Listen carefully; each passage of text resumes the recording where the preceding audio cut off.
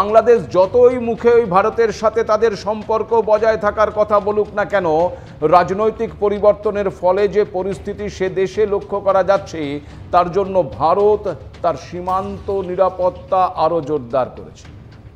শেখ হাসিনাকে গদিচ্যুত করার পর বাংলাদেশের মোহাম্মদ ইউনূসের নেতৃত্বে যে অন্তর্বর্তী সরকার চলছে, তাদের নীতি আর যাই হোক ভারতপন্থী যে নয় তা আমার বলার অপেক্ষা রাখে না।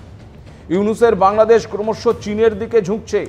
শুধু তাই নয়, যে পাকিস্তানের বিরুদ্ধে যুদ্ধ করে এই বাংলাদেশের জন্ম, সেই পাকিস্তানের সঙ্গে সখ্যতা গড়ে উঠেছে এখন বাংলাদেশের। পাকিস্তানের সেনা, মন্ত্রী, জঙ্গি সবার জন্য এখন বাংলাদেশের অবাধ দ্বার। চীন এবং পাকিস্তান এই দুই দেশের সঙ্গেই আবার বাণিজ্য ব্যবস্থা গড়ে তুলছে ওই বাংলাদেশ। রিপোর্ট বলছে বাংলাদেশ $2.2 বিলিয়ন খরচ করে ওই চীনের J-10C যুদ্ধবিমান কেনার পরিকল্পনা করছে এবং ড্রোন উৎপাদনেও বেজিংয়ের সঙ্গে কাজ করছে ঢাকা। একই সঙ্গে আবার পাকিস্তান বাংলাদেশকে JF-17 ব্লক সি যুদ্ধবিমান সরবরাহ করেছে। এই পরিবর্তন ভারতের জন্য উদ্বেগ বলেই মনে করা হচ্ছে, কারণ সীমান্তের এত কাছে থাকা একটি দেশ চীন এবং পাকিস্তানপন্থী অবস্থান নিলে শিলিগুড়ি করিডোরের পক্ষে ঝুঁকি আছে। স্বাভাবিকভাবেই আগাম ব্যবস্থা নিতে হয়েছে ভারতকে, কারণ চীনকে বিশ্বাস করাটা কখনোই বুদ্ধিমানের কাজ নয়। তাদের আগ্রাসন নীতি অব্যাহত রয়েছে। আবার সম্প্রতি আরও একটি রিপোর্ট যা ভীষণভাবেই সাড়া ফেলেছে। বাংলাদেশের অন্তর্বর্তী সরকারের দায়িত্ব যার হাতে দেওয়া হয়েছে, মানে ওই মোহাম্মদ ইউনূসের সঙ্গে সরাসরি জঙ্গি সংগঠনের যুক্ত থাকার সংবাদ সামনে এসেছে, যার প্রেক্ষিতে গরিব দরিদ্রদের পাশে দাঁড়ানোর কথা বলে ওই গ্রামীণ ব্যাংক খুলে আসলে কি জঙ্গি কার্যকলাপ চালাতেন মোহাম্মদ ইউনূস? এই প্রশ্ন যেমন উঠছে, তেমন আবার ওসামা বিন লাদেনের সঙ্গে ইউনূসের কোনো সম্পর্ক ছিল কিনা তা নিয়েও প্রশ্ন উঠছে। বলবো সে কথা, তবে একটা ছোট্ট বিরতির পর ফিরছি, সঙ্গে থাকুন। ভারতের শিলিগুড়ি করিডোর কোনোভাবেই ক্ষতিগ্রস্ত হলে ভারতের মূল ভূখণ্ডের সঙ্গে উত্তর পূর্বের রাজ্যগুলোর সাথে যোগাযোগ ব্যবস্থা সম্পূর্ণ বিচ্ছিন্ন হয়ে যাবে। ভারত তার 7 সিস্টারের জন্য বাংলাদেশের মধ্যে দিয়ে যে ট্রানজিট রুটের কথা ভেবেছিল, হাসিনা সরকারের পতনের পর তার সম্ভব নয়।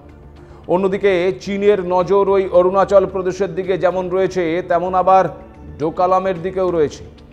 ডোকালাম ভুটানে অবস্থিত হলেও সেখান থেকে শিলিগুড়ির এই করিডোরের ওপর নজর রাখার সুবিধে রয়েছে, কারণ জায়গাটি অনেক উঁচুতে অবস্থিত। আপনাদের নিশ্চয়ই মনে আছে যে 2017 সালে এই ডোকালামে একটি রাস্তা নির্মাণের ঘটনাকে কেন্দ্র করে ভারত এবং চীনের মধ্যে সামরিক সংঘাতের সৃষ্টি হয়েছিল, যা প্রায় 73 দিন ধরে চলেছিল। ডোকালাম অঞ্চলে ভূস্বত্ব নিয়ে ভুটান এবং চীনের মধ্যে বিরোধ হলেও তাতে কেন জড়িয়েছিল ভারত, এ প্রশ্ন উঠতেই পারে। এর কারণ ওই একটাই, ওই শিলিগুড়ি করিডোর। কারণ ভুটানের ওই অঞ্চলে চীনের অবস্থান ভারতের নিরাপত্তা স্বার্থের জন্য হুমকি ছিল। উভয় পক্ষের আলোচনার মাধ্যমে শেষ পর্যন্ত এই সংঘাতের অবসান ঘটে। ভুটানের পাশাপাশি আবার নেপালের ওপরেও প্রভাব বিস্তার করতে চাইছে ওই চীন। এক্ষেত্রেও লক্ষ্য ওই একটাই, ভারতের চিকেন নেক। অন্যদিকে আবার ভারতের সাথে নেপালের খুব ভালো সম্পর্ক হলেও ভূ রাজনৈতিক প্রেক্ষাপটে দুই দেশের মধ্যে বিবাদ লক্ষ্য করা যাচ্ছে। আপনারা জানেন যে কিছুদিন আগেই নেপালে ওই জেনজির আন্দোলনের কারণে পতন হয়েছে নেপালের কেপি শর্মা ওলির নেতৃত্বাধীন সরকারে। বাংলাদেশের মতো এখন সেখানে সুশীলা কার্কির নেতৃত্বে চলছে অন্তর্বর্তী সরকার। সম্প্রতি এই অন্তর্বর্তী সরকারের আমলে নেপালের তরফে একটি বিতর্কিত ম্যাপ প্রকাশ করা হয়েছে। নেপালের নতুন যে 100 টাকার নোট প্রকাশ করা হয়েছে, সেখানে দেশের সংশোধিত মানচিত্রকে জায়গা দেওয়া হয়েছে।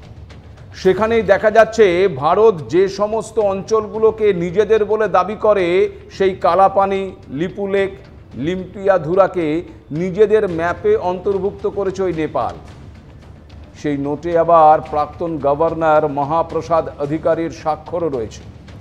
তারিখ অনুযায়ী দেখা যাচ্ছে যে নোটটি 2024 সালে ইস্যু করা হয়েছে।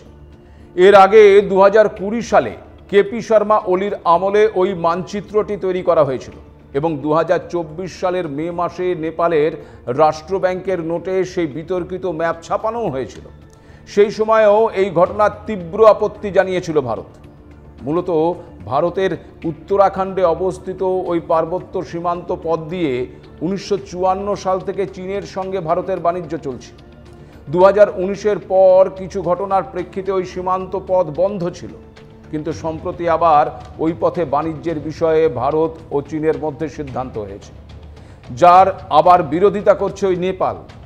এই নেপালের সীমান্ত আবার জুড়ে রয়েছে ওই শিলিগুড়ি করিডোরের সঙ্গে, অর্থাৎ ভূ রাজনৈতিক প্রেক্ষাপটে শিলিগুড়ি করিডোর বা চিকেন নেক অত্যন্ত গুরুত্বপূর্ণ হয়ে উঠছে।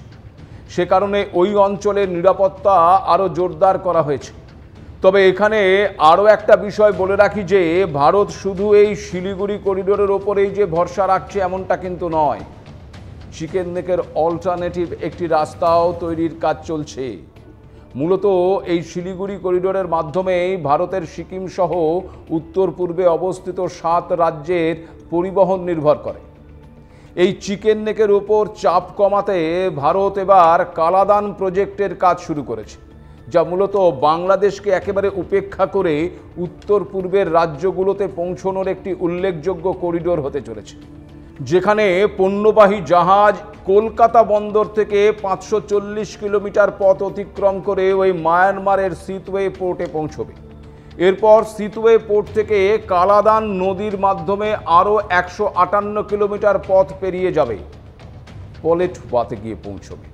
আর সেখান থেকে 62 কিলোমিটার সড়ক পথে পণ্য পৌঁছে যাবে একেবারে মিজোরামে। এই প্রজেক্টেরই নাম দেওয়া হয়েছে কালাদান প্রজেক্ট। বাংলাদেশের ওপর ভরসা না করার জন্যই মূলত ভারতের এই পরিকল্পনা, কারণ যেভাবে বাংলাদেশের রাজনৈতিক পরিবর্তন ঘটছে তাতে প্রতিবেশী এই দেশটিকে বিশ্বাস করা কঠিন হয়ে দাঁড়াচ্ছে। সম্প্রতি আরও বাংলাদেশের সংবাদ মাধ্যমের একটি রিপোর্ট যা ভীষণভাবেই সাড়া ফেলেছে।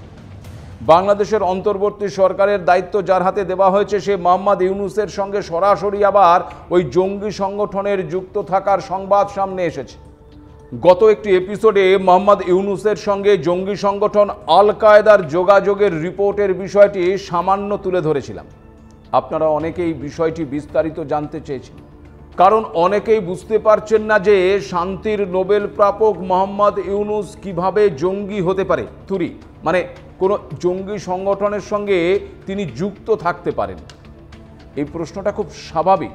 কিন্তু বাংলাদেশের শীর্ষস্থানীয় সাপ্তাহিক ব্লিটসের প্রকাশিত একটি প্রতিবেদন অভিযোগ করছে যে মোহাম্মদ ইউনূসের বিশ্বব্যাপী গ্রামীণ নেটওয়ার্কের সঙ্গে পশ্চিমা গোয়েন্দা সংস্থাগুলি ওসামা বিন লাদেন এবং আল কায়েদার নেটওয়ার্কের অর্থদাতা হিসেবে চিহ্নিত ব্যক্তিদের সংযোগ রয়েছে।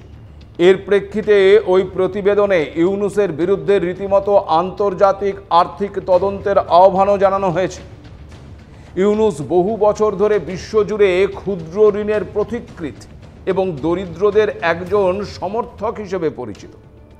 কিন্তু ব্লিটসের প্রতিবেদনে উঠে এসেছে এক অন্ধকার বাস্তব চিত্র, যেখানে বলা হয়েছে ইউনূসের বিস্তৃত গ্রামীণ সাম্রাজ্যের সঙ্গে পশ্চিমা গোয়েন্দা সংস্থাগুলি ওসামা বিন লাদেন এবং আল কায়েদার অর্থদাতা হিসেবে নামকরণকারী ব্যক্তিদের যোগাযোগকারী একটি জাল।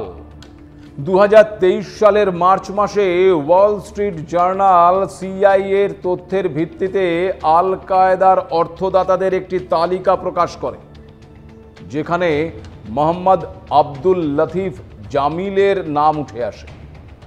সৌদির ব্যবসায়ী এই জামিল আবার মোহাম্মদ ইউনূসের গ্রামীণ মাইক্রোফিন্যান্স সংস্থার বোর্ড মেম্বার। গ্রামীণ জামিল মাইক্রোফিন্যান্সের নামে ওই মোহাম্মদ ইউনূসের সঙ্গে যৌথ উদ্যোগে ব্যবসা শুরু করেন। তুরস্কেও এই সংস্থার ব্যবসা রয়েছে, যার সদর দপ্তর আবার দুবাইয়ে। ব্লিটসের প্রতিবেদনটি বলছে 2001 সালের 11 সেপ্টেম্বর আমেরিকার ওয়ার্ল্ড ট্রেড সেন্টারে হামলার মূল চক্রী ওই ওসামা বিন লাদেনের অন্যতম অর্থ প্রদানকারী ছিলেন এই জামিল। 9/11 হামলার শিকার ব্যক্তিদের পরিবার এই জামিলের বিরুদ্ধে ইতিমধ্যে মামলাও করেছে।